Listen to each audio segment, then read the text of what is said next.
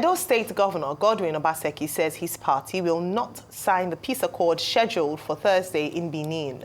Obaseki hosted former head of state and chairman of the National Peace Committee Abdul Salami Abubakar in Benin City. Obaseki cited the continued arrest of members of the party by security operatives as a reason for not signing the accord. He's also asking that they redeploy the police commissioner in Edo State and the resident electoral commissioner who has been allegedly linked to the FCT minister, Nyesom Wike.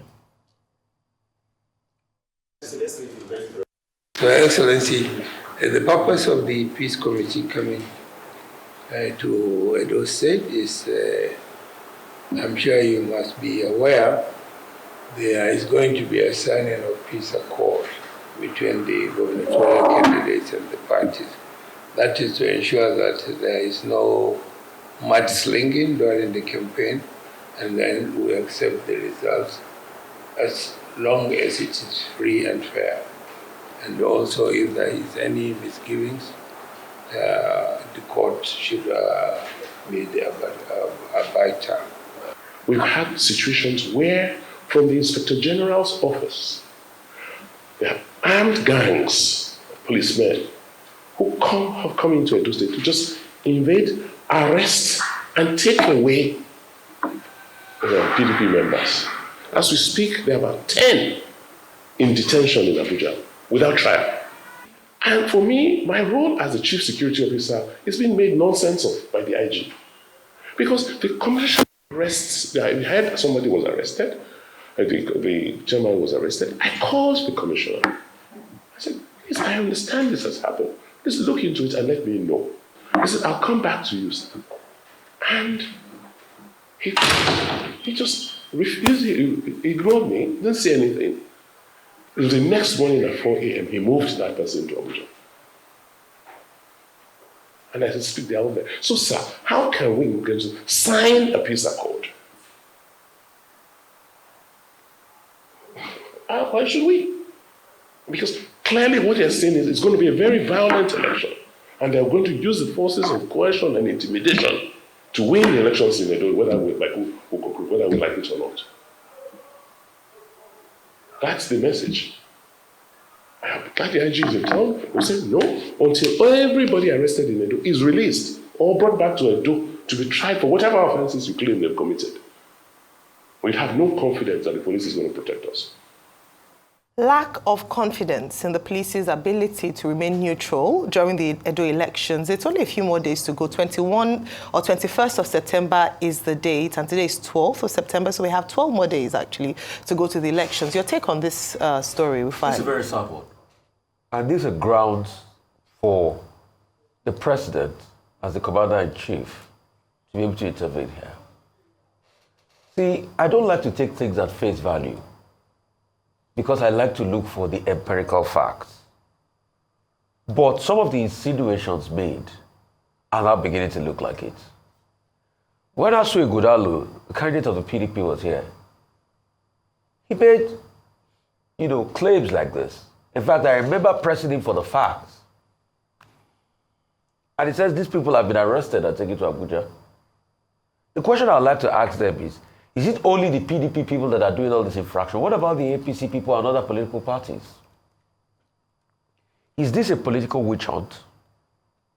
What is the police IG doing as regards this? Can't their offenses be charged to court already? Why is this happening in Edo? And I'd like to call on President Tinubu, please, we must allow for a level playing field as regards the Edo elections. But also, I'd like to call on Governor Obaseki. It's not enough grounds not to say they are not going to sign the peace accord, or the party's candidate is not going to sign the peace accord. Because not signing the peace accord is a full establishment of the fact that, things might go south. Signing the peace accord is trust in state apparatus to ensure fairness. I know we can go back in history about people who have not signed the peace accord. But it's a trust that people will play fairly. So you say you are not signing the peace accord, then you are not any different from those perpetrating all of this. But we condemn the police and we condemn all of these activities. I want the police to give us a robust response to why people from a certain political party are being arrested. The peace accord, as it is just a convention. There's nothing that binds you to signing it. We all know that. But it's a convention that over the years we've all respected because we want a fluidity. And we want some kind of concord in our electoral process. That's why we signed it. All right, Dr. Bati.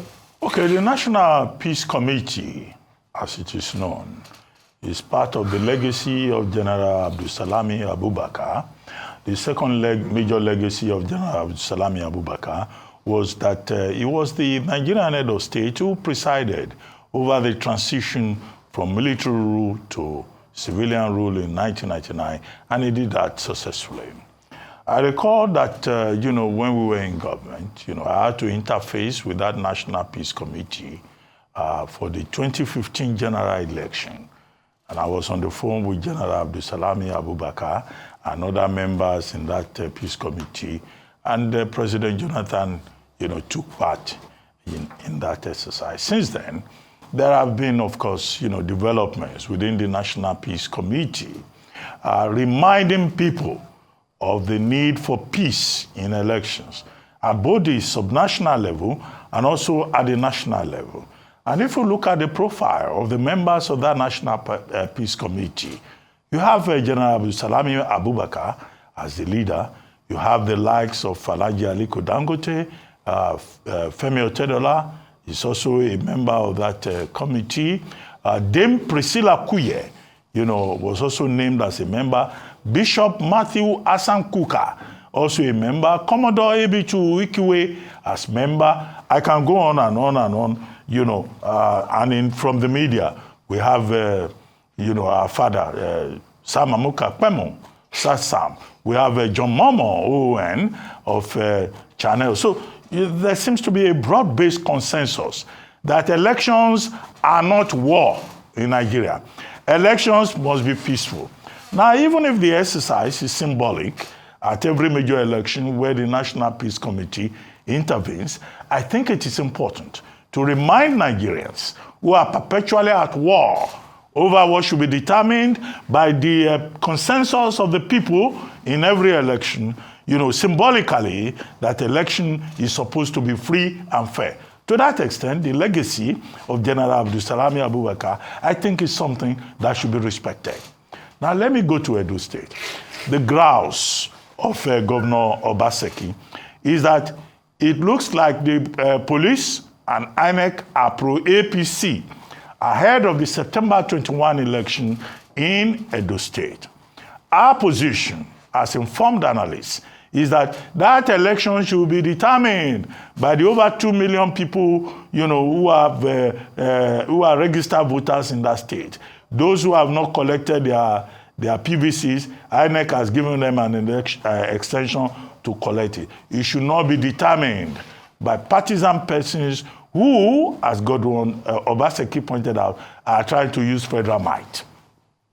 The second leg of the argument by Governor Obaseki and also the PDP chairman in Edo State, Aziegbemi, is that, look, the police commissioner in Edo State is a pro-Wike person. Wike is featuring prominently. They say whether it's Wike's cousin that is either the police commissioner or the resident electoral commissioner. So the police commissioner, they say is pro-Wike. The resident electoral commissioner, they say is pro-Wike, and that he had even served under Wike before. So you find a situation where Obaseki is afraid that Minister Wike is going to interfere in the election in Edo State. And he says he has also seen evidence that there is interference. 90 political leaders in Edo State have been PDP leaders, have been arrested by the police. Another 10 PDP leaders have been detained in Abuja, including Collins Aigbogun, the local government chairman of Esan West. This is what, the governor is saying, and on the basis of that, he's saying that they may not sign a peace accord because they believe that it has been compromised, the process has been compromised before the election. These are issues I think that the government should not take lightly, because ahead of the election, we are already being told that the election in Edo State will be compromised. However, it is important for Godwin Obaseki himself to realize that he's having served 2 terms as governor, he's now in the position of a statesman. He's the chief security officer of Edo State. When he's asked to support the cause of peace, even if it is in a symbolic manner, he should not be the person that will say, we will not sign. What is he saying? Is he saying that September 21 in Edo State will be a declaration of war? Already, the Inspector General of Police visiting Benin has made it clear that, the police is non-partisan. Even if there was one blessing, whatever his name is, who was said to be a supernumerary police officer who has been disowned by the police, making a lot of inflammatory statements. So his political season, the governor should stay on the side of peace. Even if he's going to sign that, he's going to ask his candidate or the candidate of his party to sign that document for symbolic reasons, I think Asue Ighodalo should be part of that peace accord signing ceremony today. In all of this, nobody is talking about the 2.8 million electorate in Edo State. What we hear is that 35 million policemen will be deployed. 8,000 additional security officers will be deployed. Total, 43,000. An election should not be war. The people of Edo State must be given every opportunity to determine who is going to lead them and who is going to, be the governor of that state, after Godwin Obaseki.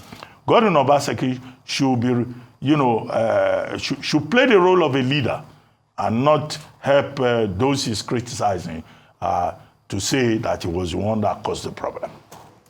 So I'd like to commend the spirit behind the National Peace Committee, especially what they aim to do, which is to ensure that an environment, a conducive environment, a peaceful environment during elections is guaranteed by bringing together the principal candidates in an election and getting them to sign the peace accord where they, as a moral intervention, because they don't have constitutional rights to arrest anyone who infringes on what they've agreed on. But the spirit of it should be commended. However, my point this morning is, what's the point of symbolism and gestures if it doesn't carry any weight? If you evaluate the previous signing of the accord, what did the parties go on to do? If you look at the last elections in 2023, the 18 major political parties came together and symbolically signed the peace accord. But we saw what happened during the elections. We saw the ethnic rhetorics. In fact, the National Peace Committee released a report saying that there were many infractions, 44% of those infractions done by surrogates and about 14% of those infractions done by the candidates themselves. So if they haven't fixed those challenges, why are we coming to sign another peace accord when it sparks of hypocrisy? Why are we signing peace accords when the governor, at least in this instance, has come out to say that the other party are not suing for peace? And when they do sign these accords, it doesn't mean anything. And then the Nigerian people suffer. And so rather than a peace accord that doesn't seem to have worked in the past, because we have been witnesses to elections in Nigeria where we have seen this big show of coming together, of shaking hands, and then the opposite happens on election day, where people make ethnic slurs, where people come out to actually harm and overthrow ballot boxes sponsored by some political parties who signed the peace accord. And I wonder why we're going about signing peace accords instead of actually dealing with the real issues, part of which is building strong institutions. In a case where we have accusations of the state that is meant to prosecute anyone who is, who goes against these accords or who acts criminally during elections, said to be or accused of being partisan or siding with a particular political party, that's a great concern. And that's what we should be looking at rather than asking people to come out to sign peace accords. And that's why I can almost understand the sentiment of the governor of Edo State saying that there's no point signing a peace accord if we don't deal with the real issues. If they don't look at removing or at least sending away the resident electoral commissioner in the state, saying that he has been compromised. If they don't look into his allegations of the commissioner of police, who they say has alignment with a certain individual who is seen to be with a particular political party. Until we are ready to have those conversations, let's do away with peace accords for now and stop being hypocritical about the process. Rather, let us fix the real problem so that we can have more credible, free, fair, and peaceful elections in Nigeria.